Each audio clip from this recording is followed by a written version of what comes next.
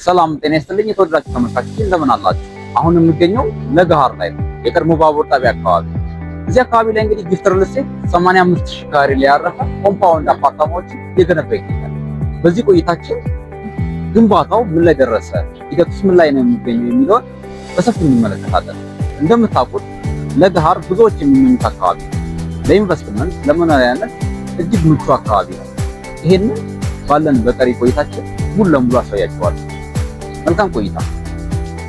በዛሬ ቆይታችን እንግዲህ የምንመለከተው ጊፍት ሪል እስቴት በለገሃር መንደሩ ላይ እያስገነባ ካሉት ብሎኮች ውስጥ በአንድ አመት ውስጥ የሚያደርሰውን ብሎክ ይሆናል የምንመለከተው።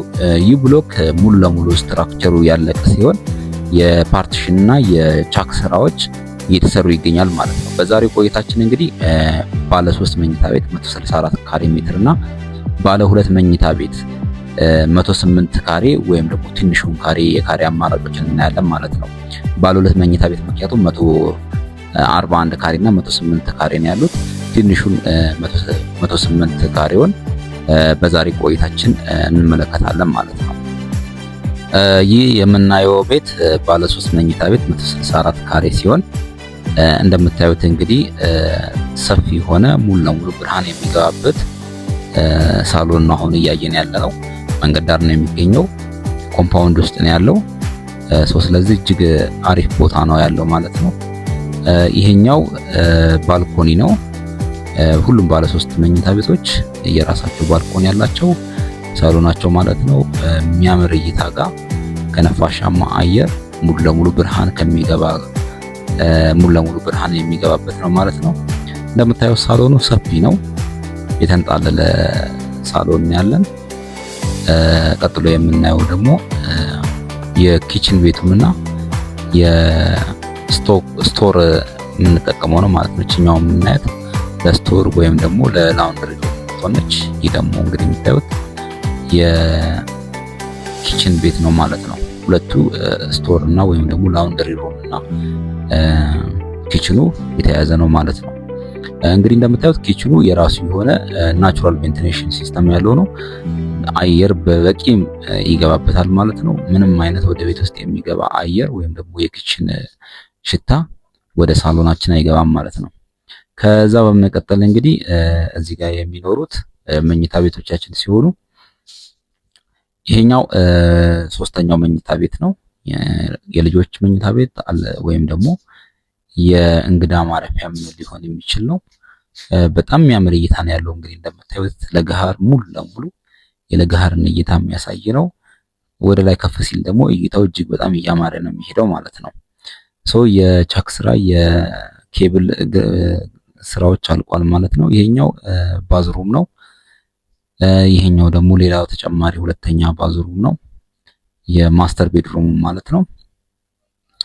አሁን ያለነው ማስተር ቤድሩም ሲሆን ማስተር ቤድሩማችን እንግዲህ ሙሉ ለሙሉ እሱም ብርሃን ይገባበታል። ቤቶቻችን ለየት የሚያደርጋቸው ሙሉ ለሙሉ ሁሉም ብርሃን ይገባባቸዋል።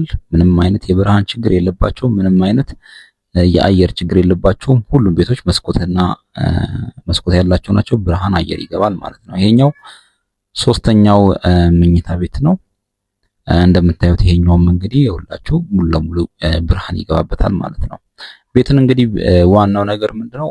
ቤቶች ብርሃን በቂ አየር ያገኛሉ የሚለው ነገር ወሳኝና መሰረታዊ ጥያቄ ስለሆነ ማለት ነው። ከዛ በኋላ እንግዲህ እነዚህን ካየን በኋላ ወደ ሳሎኑ ተመልሰናል ማለት ነው።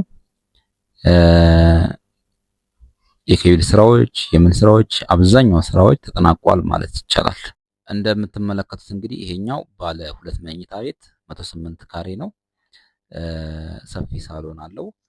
ከዛ ባሻገር ደግሞ ፌዝ የሚያደርገው በሁለት አቅጣጫ ነው። አንደኛው በአስፓልት ዳር ሲሆን ሁለተኛ ደግሞ የለገሃርን ውብ እይታን የሚያይ ይሆናል ማለት ነው።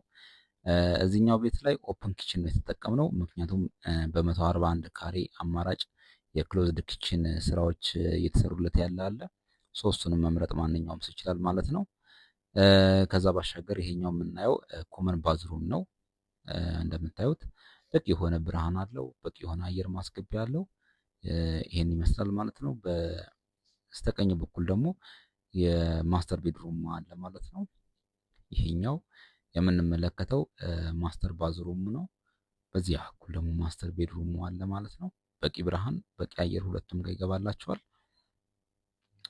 ማስተር ቤድሩማችን ለየት የሚያደርገው ሰፋፊ ናቸው። በጣም አሪፍ ናቸው። ጥር ምጥን ያሉ ማንኛውም ሰው ሊወዳቸው አይነት የሚችል ነው። በዚህ በኩል ደግሞ ሁለተኛው መኝታ ቤታችን አለ ማለት ነው። እዚህኛው መኝታ ቤት እንግዲህ ብርሃን አለው ማለት ነው። ብዙ ሰዎች የሚወዱት ቤታችን በቂ ብርሃን በቂ አየር የሚገባበት ነው። ሁሉም ቤቶች እንደዚህ ናቸው ማለት ነው። እንግዲህ ጊፍት ሪል ስቴት ለገሃር ላይ በሚያስገነባው መንደር ውስጥ በ1 ዓመት የሚያስረክባቸው በተጨማሪም በ3 ዓመት የሚያስረክባቸው አሉ። ከሁለቱም አማራጮች የምትፈልጉ ከስር በምናስቀምጥላችሁ ስልክ ቁጥር በመደወል ኮንታክት ልታደርጉን ትችላላችሁ። መልካም ጊዜ